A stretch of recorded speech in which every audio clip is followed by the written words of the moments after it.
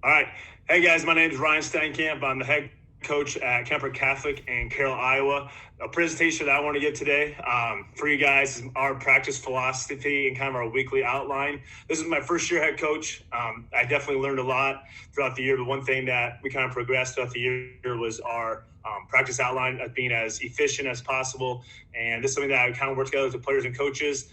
It definitely didn't start the year out like this, but we molded into it, and something that we thought was really beneficial, prepared us for our kids. A little bit about me. I graduated from Central College in Pella, Iowa, D3 school there, played football there, exercise education. I got my master's via Door University a couple years ago through that, did that online. My current position at Kuemper, I teach optional kindergarten through 6th grade PE. And then I teach the weights class in the morning at the high school. Kuemper has about 1,150 students, optional through 12th grade. I'm the strength conditioning coordinator. I'm the head boys track field coach and the head football coach. So, in all honesty, I got a sweet spot for a job. I like it a lot. I enjoy the younger kids in PE during the daytime, and then I love coaching the older kids in the weight room and then the early bird weights. I'm at school every day, 6:15, 6:30. Then we have weights class, and I go throughout and teach my PE classes, and then coaching after school and stuff. So, really enjoy that. Get work with a lot of different kids in that sense. Going through, talking about our practices, our goals for practices are, first thing we're going to do is we're going to follow the power of E, and that's what I'm going to talk about here in a little bit. But we're a 1A school in Iowa here. We have about 40 to 45 varsity players. We have quite a few kids playing both ways, where we want our practices to kind of simulate a game, going back and forth, offense and defense, sprinkling in the special teams in there. We try to limit contact as much as possible. When we do go live or hard contact, it's in close proximity. It's close hitting. We don't take anything too far out. We don't want anybody getting hurt. We want to keep those guys as fresh as possible for the games. Our practices are quick. They're up tempo beat. We don't do any conditioning. There's no conditioning thing segmented. Our conditioning is our practice. Now we will run a little bit for disciplinary things. If there was there was troubles, or there was items that need to be addressed, might do a little bit for that too. But for the most part, the kids did a nice job of we catch our practice up tempo from there. We want to organize chaos for our practice. That was our conditioning. It was back and forth, quick, short segments. In a game, you go offense, defense, back and forth, where we wanted our practices to simulate that. We didn't have a one-day offense, one-day defense. We had them both. Everything kind of installed on Tuesdays. That way we could really hammer things home on Wednesdays and be ready to go for the week. We want our practices to be just like games. Practice like you play. That was really how we wanted to do that. Excuse me. Now, obviously, through our practices, we adjust and fix things as we need to be, or we'd also come back to it real quick at the end. Kind of like a game too. If something happens in a game, you got to come back to it later. We would come back to it, kind of reset their mind and kind of fix it there. We'd have competitive segments in there. One of the biggest things that I keep in here is fun. We want the kids to have fun at practice. We want them to look forward to it. All of our kids went through a ton this year, and our coaches, with COVID-19, and they're going through school throughout the day. We want them to be excited to come to practice. They just sat in school and classes for 8 hours. I want them to have fun. I want them to be excited through that too. So one thing we do is we make sure to appreciate our players by giving them shout outs and acknowledging them too, recognizing them. And we did that at the end of each of our practices here. And I'll kind of go through that in a little bit. The power of E. This is kind of our practice philosophy that we had. And we developed this after the season. But looking through it, we really followed this, but now something that's really going to take us forward. This is our team right here. We see a lot of, not the biggest team, but the kids worked hard. They did a great job. This is the seniors up front here, great group of kids, but we didn't have a ton of size, so we really had to outwork people in that sense. But the power of E for us, our practice, we want them to be efficient and quick, essential, going through all the things, energy, effort, and power, and like I said, enjoy. The earn everything up here, this was our motto for the year, and that's kind of what led to the power of E and developing with that. So for efficient, we want a quick, quick drills. They're planned by the coaches. We met together. We wanted them to be 5, 7, 8 minutes from there. And through our practices, if things were going well, we moved along. We moved quickly. Essential. Now, that was a huge one for us. I didn't want us doing drills that I didn't really think correlated to what we were trying to do in the field. I didn't want to waste the kids' time. The drills that we did or the segments had to have a purpose. We didn't just do it to beat a dead horse. We did it for a reason. Energy, excitement by the coaches, running around, having fun, jumping up, high-fiving the kids. Music being played constantly. Music was always played during practice unless it was a walkthrough or review time. We used a Bluetooth thing I had on my phone. So I just pause it quick if you need to turn the music down.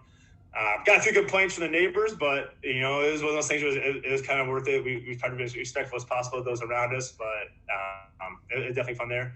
100% effort. Talk to the kids that when you were in, between the whistles, you're getting that 100%. And you're not in, you're focused, paying attention too. We'd have guys make sure they're watching drills. I didn't really care a lot if they're talking on the side. As long as they're enjoying themselves and they're locked in. I'd ask them a question, make sure they're listening. If they give me a good answer, then I was kind of fine with it from there.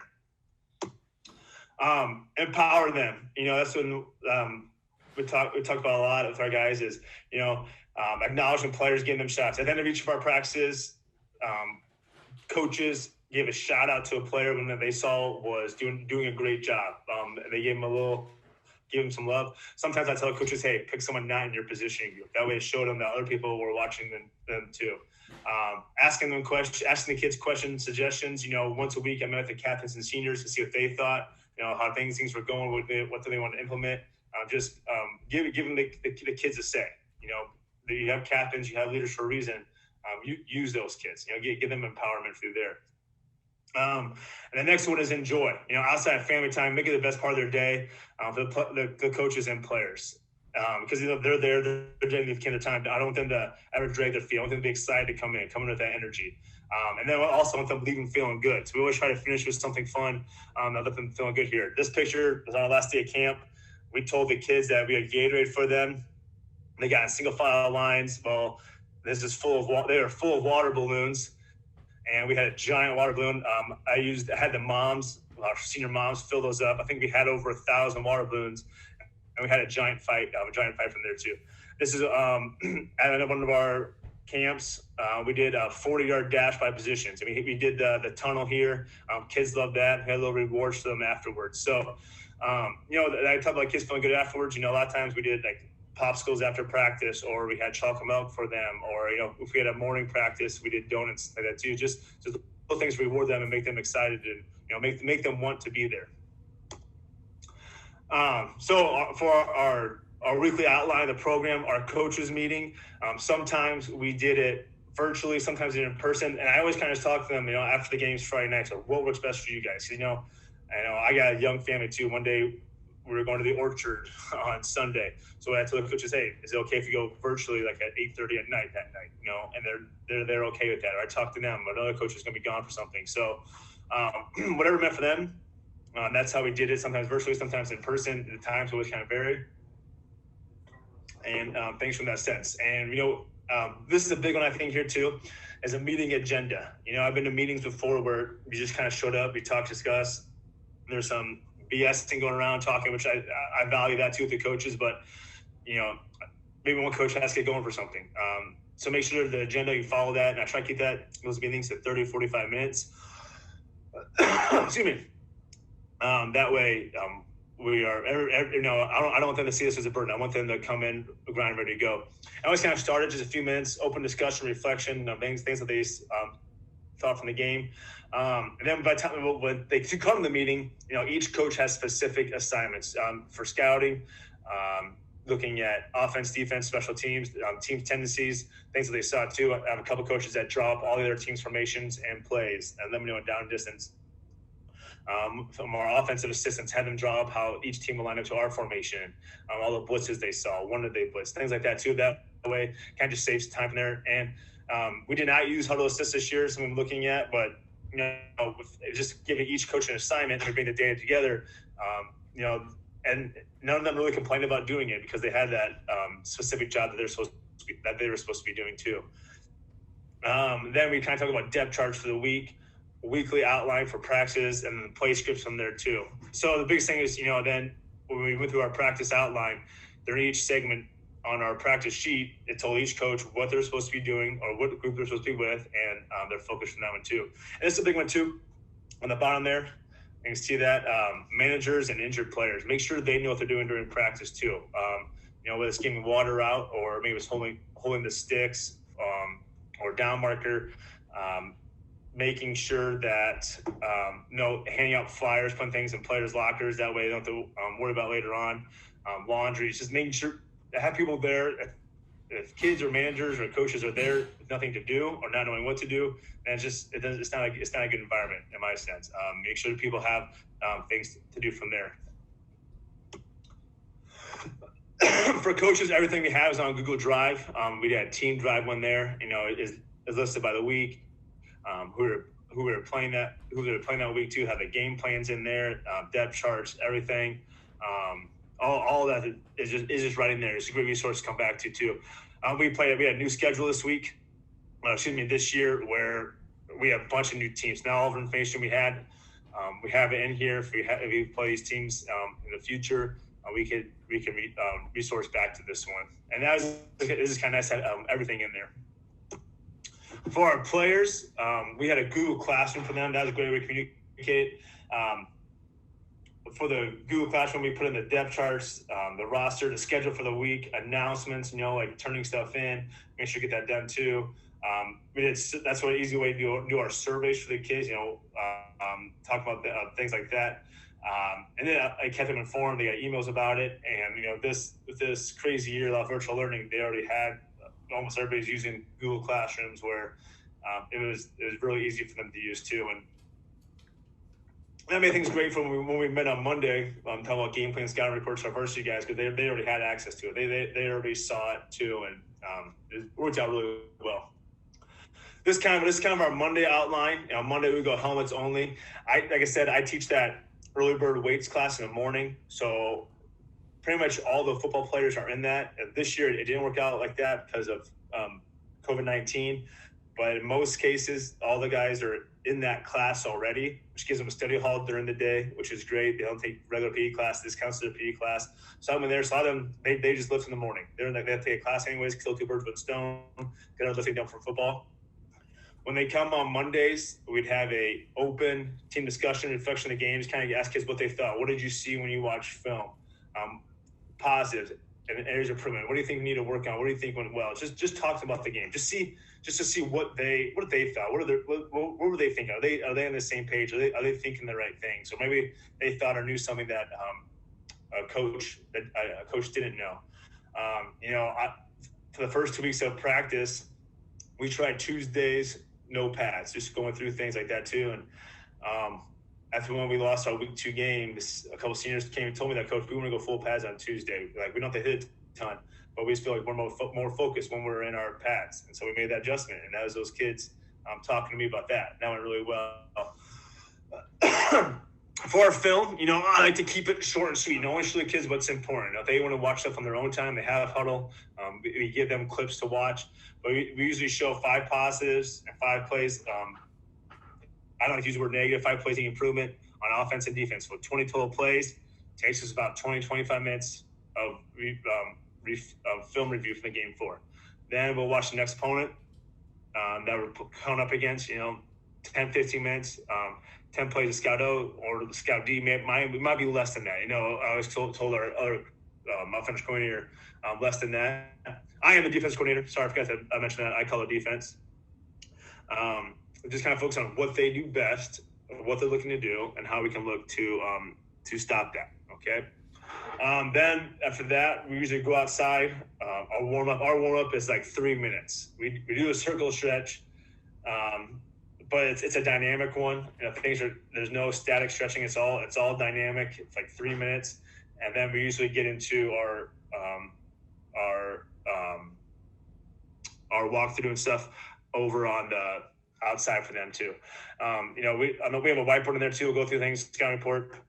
And then outside we'll do 4 to 5 40-yard sprints with about a minute rest, and then we'll finish on some sort of fun competition. A lot of times, linemen don't get allowed to touch the ball too. We'll have our quarterback throw a deep ball to a lineman, and he has to catch it. If not, a punishment might be three up downs or something simple. Nothing too crazy, but it makes them feel good. Leaves them feeling a good note too. And most nights, JV plays on Monday nights, so I want them out there at 5 so they can go watch them, support them. These are JVs who play too far away, or it's a half-hour road trip, or if it's home, they can go watch those guys.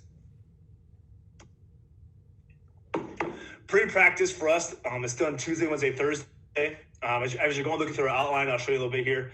And this is nothing crazy. I know everybody does this, but this is the big one that really helped us.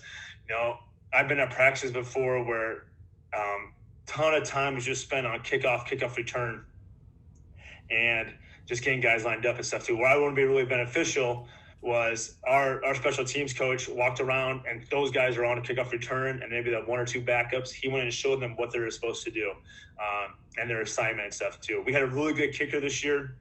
He's an all-stater. He put like 65% of his kickoffs in the end zone. So we didn't spend time on kickoff because he knew he was probably going to kick it out of the end zone. So we didn't spend a ton of time with that.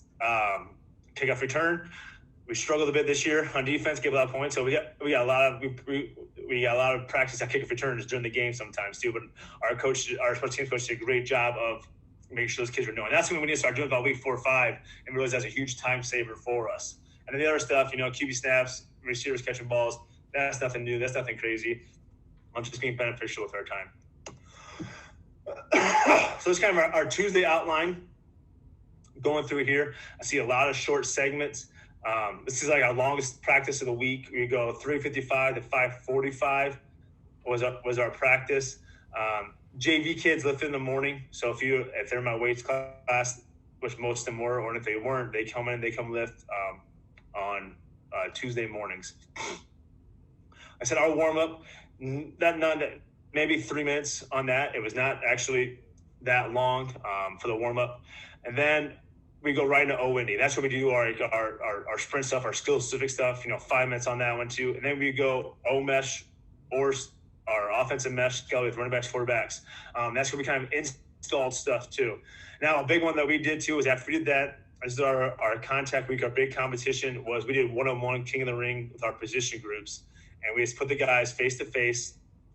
There you go. It was 100% live on the whistle, just drive blocking or pushing back. We put dummies there. They had to protect the dummy. They had 3 seconds. So blow the whistle, 1,001, 1,002, 1,003, loser head push-ups. This has got guys. It was low impact.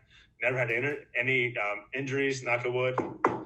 Doing that throughout the year too, but it got their mind right, it got their mindset too, and that was a big one for us too. Got guys locked in. And after that, we go into offensive install, and then we went to we just kind of talk about things too. The defense would be holding bags, just so we knew where guys' alignment would be. We'd put in our new plays, 10 minutes on that one. Punt, if you look through this, you'll probably see we spent a lot of time on punt. Main reason for that was because we had several punt blocks against us this year that were game changers. So really wanted to make sure that we focus on that more too. So we spent more time on it.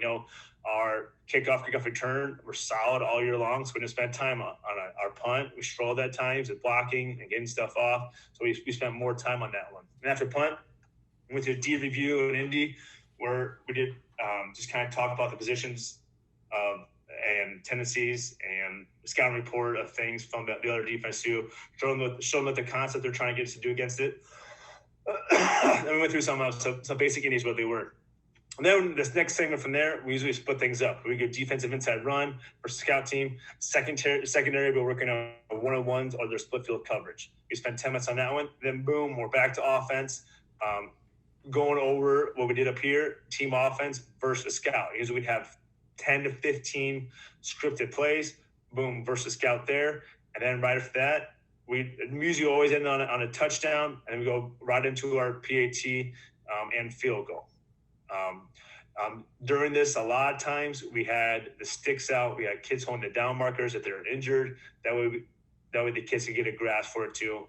That way they're thinking the game too. A lot of times we're asking questions there. It's like, where's your aiming point? What do you need to get to? Things of that sort. Just get thinking a little bit. After field goal, then we go right into our defensive skelly, 7-on-7, and then our D line is working pass rush, stunts, maybe screen protection if the team we're playing a lot has a lot of screen. They'll work on their stuff there. And then right after that, we go into team D versus scout, kind of same concept as up there, 10 minutes against some scripted plays and just thinking the game, down, distance, asking questions, things like that too. And we finish going right into punt return. And then our practice always kind of finishes with a finisher. You know, the biggest thing about punt return was, man, catching the ball. I know you've all seen it a million times where the ball rolls forever. We wanted our kids to make sure we're catching the ball. So we finished them. They had to catch a ball.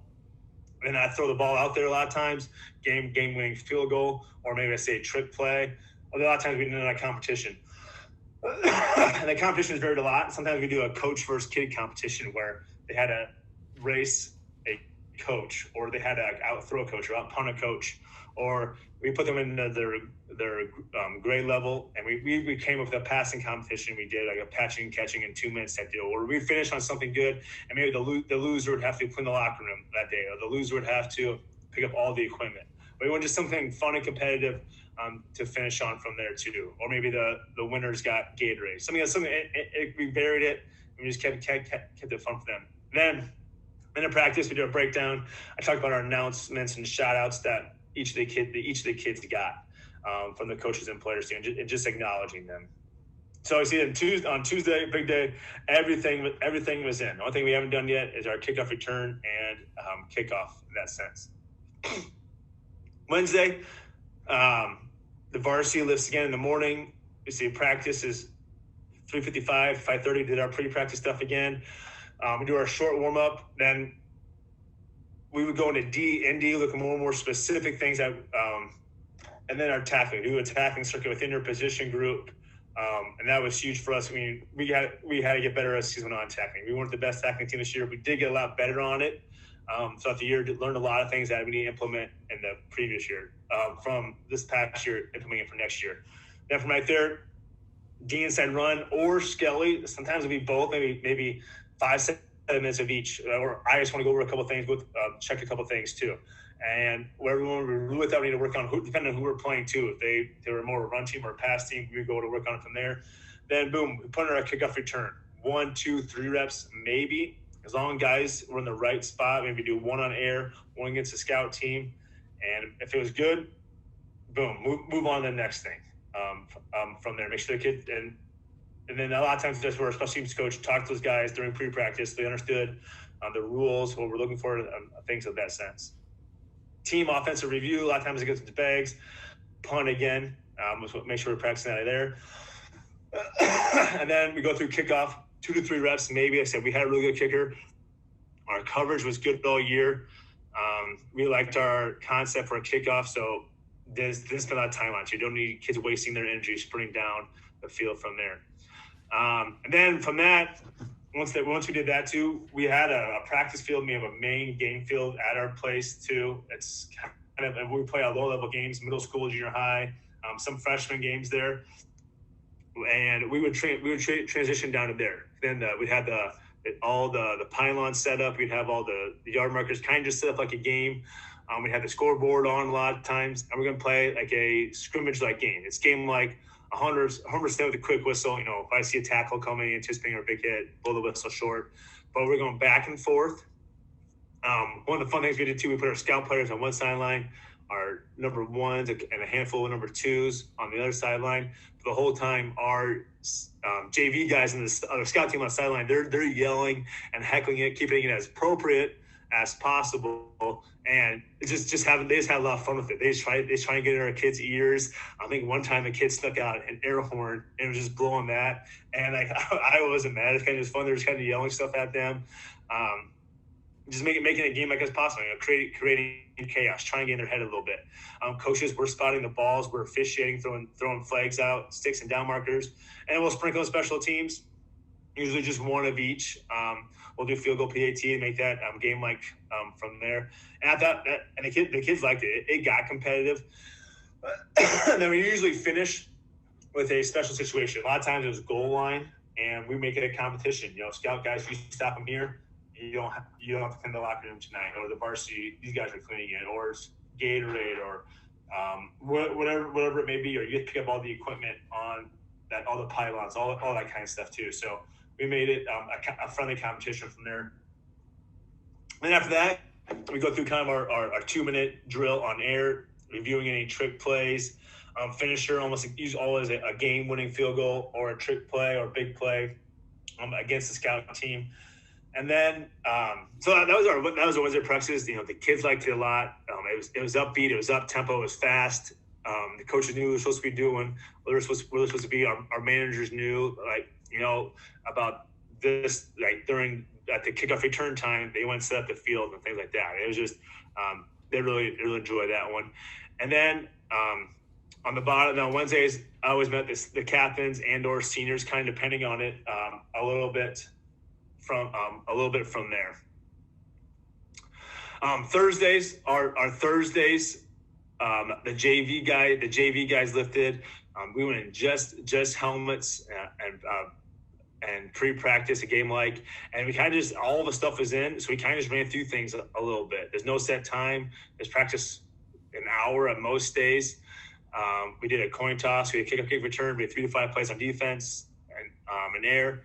And then we just can continue to follow that pattern for 10, 15 minutes too. Mostly just want to get the confidence down and timing. From there, this is what we did our onside kick and hands team. Our skip perform, our scout onside kick team would always, we throw out 15, 20 guys up there. These are, they do a skit of making fun of someone or teasing someone or yelling stuff on the hands team, and the ball would be kicked, and we do 2 or 3 of these, and it was usually pretty a lot of comedy and stuff there. And I thought that was always a good time too. And the hands team had to get it, and we finished in victory formation. So short, quick, all the work is in. And we review a couple of things, and we'd be good from there. Thursday practice, we always finish with a story time, and the kids really look forward to this. And this is one of our assistant coaches, longest tenured coach though. He's been there for about 15 years as an assistant. But each week, a coach would speak to the team about what football means to them. This is a Thursday ritual. And the kids really enjoy that. See, they're locked in, they're listening. They like learning more about us and really help develop those relationships. And then we announce a scout team player of the week, and that person got to eat first. And we acknowledge those kids from there. Friday, our game day stuff, and the kids show up. They get taped, depending on if we're home or away, whatever the schedule was. But while they're getting ready, I always had our locker room's attached to a gym. I always had balls out there. They can throw, they can play catch. We have music. We have upbeat music playing. They can stay loose. We give them a timer. Once that timer hits, we're out there. And then we'd circle up. Our captains will lead us in prayer. And then we go through our teams, offense, defense, specials, make sure everybody knows who's on what and stuff. And then we do a pregame pump. I know a lot of teams are doing the pregame lifts. I like that a lot. I think it's great stuff. But where our field house is, it's a couple blocks away. It's about half a mile away from the school. So that's why we get down to school at 3:20, and that's why our practice starts at 3:55. We give the kids a half hour. They usually have to drive down there and change all that stuff too. So, but we do have a gym in our field house. So we spread out. We do a bunch of bodyweight movements, push-ups, line jumps, squats, hip thrusts, some broad jumps. Get them, we call it a pregame pump. And the kids get jacked up during that. A lot of yelling and stuff, just having fun from there. And then get on the bus. Time to have fun. That's what I tell them. The work's in. It's time to go do it. You're ready. Let's go earn everything. Have some fun from there. Saturdays and Sundays, I get the kids off completely just to watch film. They can check notes from coaches, check Google Classroom. Usually that Google Classroom is now uploaded until Monday morning, just to give the coaches time to get done. But nothing scheduled for them. Weekends are 10 for family time. Coaches, they have their scouting stuff on their own time. Sunday meeting, we talked about earlier, is agreed upon the time, virtually or in person. I try not to contact coaches on Saturday. A lot of times I'll be watching stuff. I try not to text them. I don't want them thinking about it. A lot of times I'll just watch college football and just try and enjoy it too. But, we'll text back and forth. If coach brings something up to me, I'll almost always respond because, it's always on my mind. So I'm thinking about stuff too. Then we have our team drive from there. Guys, that kind of about finishes up there. This is my contact information. My email, ryansteinkamp@kuemper.org. There's my cell phone number. There's my Twitter handle. This is something that I felt really passionate about too. Our record this year, we were 2-7, but one of those wins came in the playoffs in Iowa. Everybody got to make it this year, where we upset a team that was 5-2 and had just lost to the number 3 team in the state by a field goal. So, we played 2 teams that made it to the Final Four here in Iowa, and we only lost to them by, I think, 10, 14 points. But we got a lot better throughout the year, and we were prepared for every game. A lot of times it just came down to, their team making a play or for us making a mistake here or there too. But, our kids felt prepared for the games each week. There's never times where we had to make a ton of adjustments at halftime because we felt prepared for it. We felt ready to go too. So obviously this is nowhere near perfect, but it worked well for us this year. We're going to continue to develop it and to use it in the future here at Kuemper. And a lot of it came from us coaches, working together and working with the players from there too. The biggest thing, everybody says, make practice fun for the kids. They're all going through stuff. It's been a crazy year. What's going on at school from that day, what happened with their personal life too. Make them excited and happy to be out on the football field too. So this is one of our first win of the year. We usually do it. They always pick a kid to do a mosh pit, or the kids always pick a coach to do a mosh pit. This was our first one of the year. So they yelled my name. We got to jump in there, and probably the highest I've ever jumped. I'm pretty sure I got pushed off all over kids, but just continue to do good stuff, guys, and make sure to enjoy the kids and keep up the good work.